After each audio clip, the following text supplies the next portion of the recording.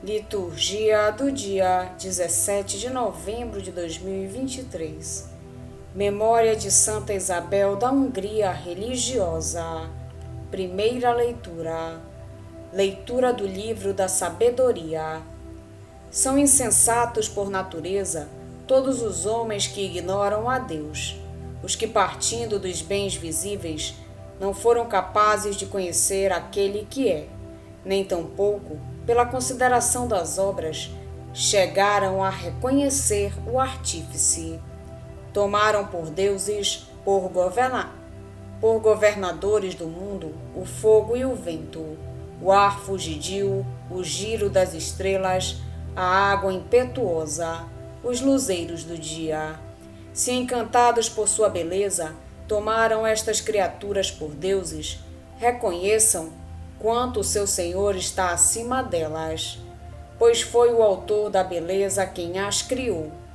Se ficaram maravilhados com o seu poder e a sua atividade, concluam daí quanto mais poderoso é aquele que as formou. De fato, partindo da grandeza e da beleza das criaturas, pode-se chegar a ver, por analogia, aquele que as criou. Contudo, estes merecem menor repreensão. Talvez se tenham extraviado procurando a Deus e querendo encontrá-lo. Com efeito, vivendo entre as obras dele, põem-se a procurá-lo, mas deixam-se seduzir pela aparência, pois é belo aquilo que se vê. Mesmo assim, nem a estes se pode perdoar, porque se chegaram a tão vasta ciência, a ponto de investigarem o universo, como é que não encontraram mais facilmente o seu Senhor? Palavra do Senhor. Graças a Deus. Salmo responsorial é o de número 18. Os céus proclamam a glória do Senhor. Os céus proclamam a glória do Senhor, e o firmamento a obra de suas mãos. O dia ao dia transmite esta mensagem. À noite publica esta notícia. Os céus proclamam a glória do Senhor. Não são discursos, nem frases ou palavras, nem são vozes que possam ser ouvidas. Seu som ressoa e se espalha em toda a terra. Chega aos confins do universo a sua voz. Os céus proclamam a glória do Senhor. Evangelho de Jesus Cristo, segundo São Lucas. Naquele tempo, disse Jesus aos seus discípulos: como aconteceu nos dias de Noé, assim também acontecerá nos dias do Filho do Homem. Eles comiam, bebiam, casavam-se e se davam em casamento, até o dia em que Noé entrou na arca. Então chegou o dilúvio e fez morrer todos eles. Acontecerá como nos dias de Ló. Comiam e bebiam, compravam e vendiam, plantavam e construíam. Mas no dia em que Ló saiu de Sodoma, Deus fez chover fogo e enxofre do céu e fez morrer todos. O mesmo acontecerá no dia em que o Filho do Homem for revelado. Nesse dia, quem estiver no terraço, não desça para apanhar os bens que estão em sua casa. E quem estiver nos campos, não volte para trás. Lembrai-vos da mulher de Ló. Quem procura ganhar a sua vida vai perdê-la, e quem a perde vai conservá-la. Eu vos digo, nesta noite, 2 estarão numa cama, um será tomado e o outro será deixado. 2 mulheres estarão moendo juntas, uma será tomada e a outra será deixada.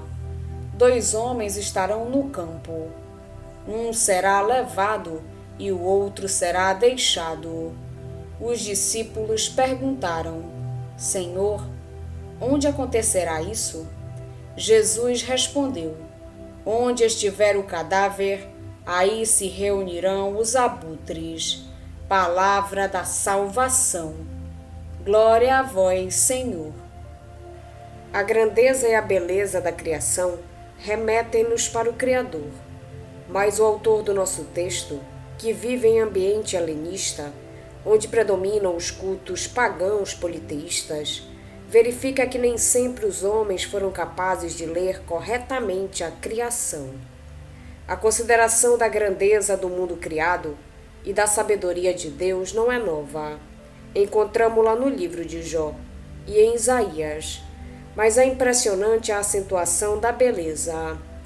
Há que remontar ao Senhor de todas as criaturas, aquele que formou tudo quanto existe, porque o que é invisível nele, o seu eterno poder e divindade, tornou-se visível à inteligência, desde a criação do mundo, nas suas obras.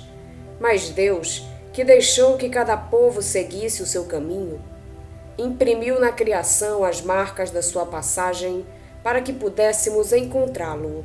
Isso nem sempre aconteceu, mas não tem desculpa, porque o que de Deus se pode conhecer está à vista deles, já que Deus lhe manifestou.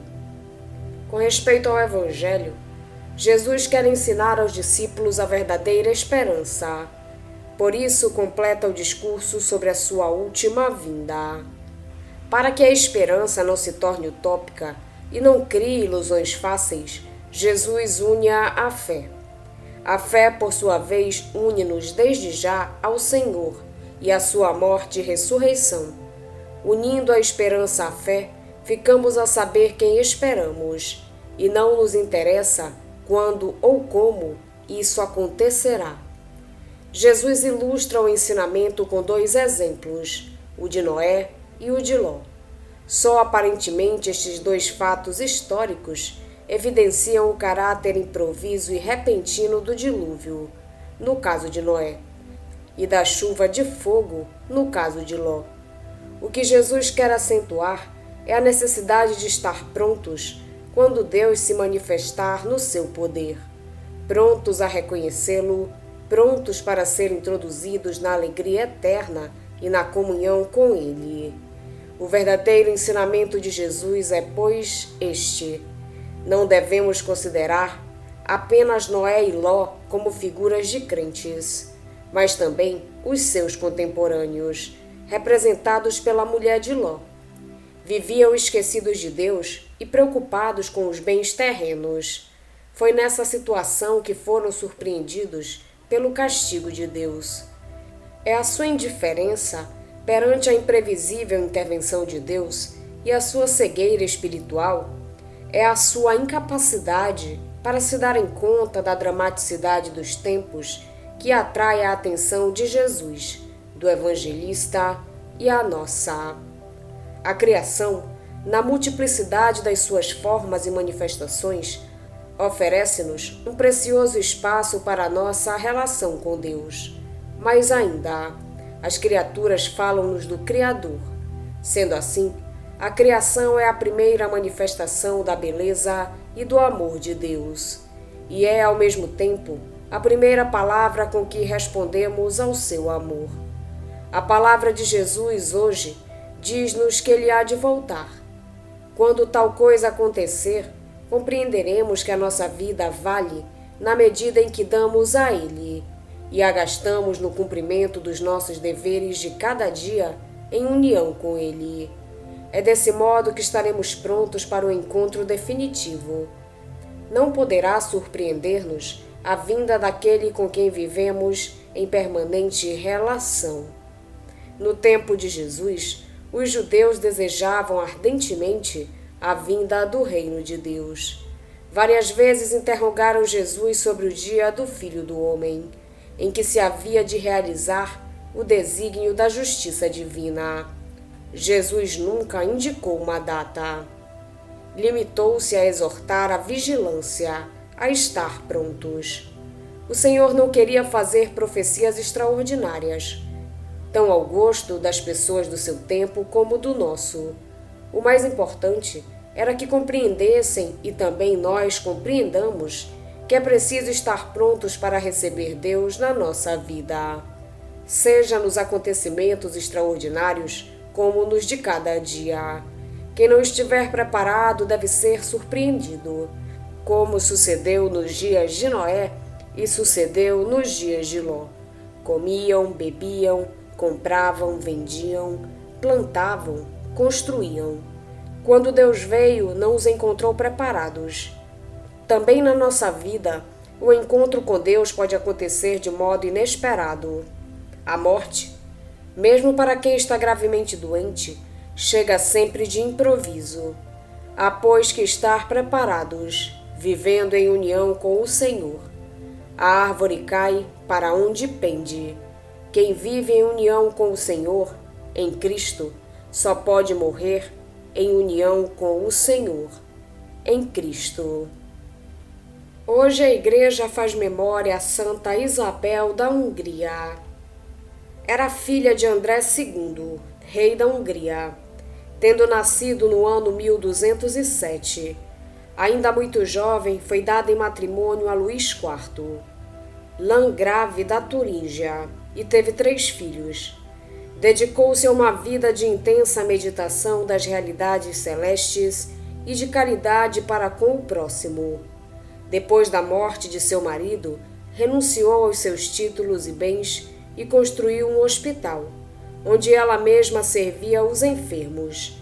Morreu em Marburgo no ano 1231. Muito cedo começou Isabel a possuir grandes virtudes. Do mesmo modo como a vida inteira foi a consoladora dos pobres, era também desde então a providência dos famintos. Determinou a construção de um hospital perto de um castelo de sua propriedade, onde recolheu muitos enfermos e enfraquecidos. A todos que ali iam pedir esmola, distribuiu liberalmente suas dádivas, e não só ali, mas em todo o território sob a jurisdição de seu marido. Destinou para isso a renda de 4 dos principados do esposo, e foi ao ponto de mandar vender seus adornos e vestes preciosas em benefício dos pobres.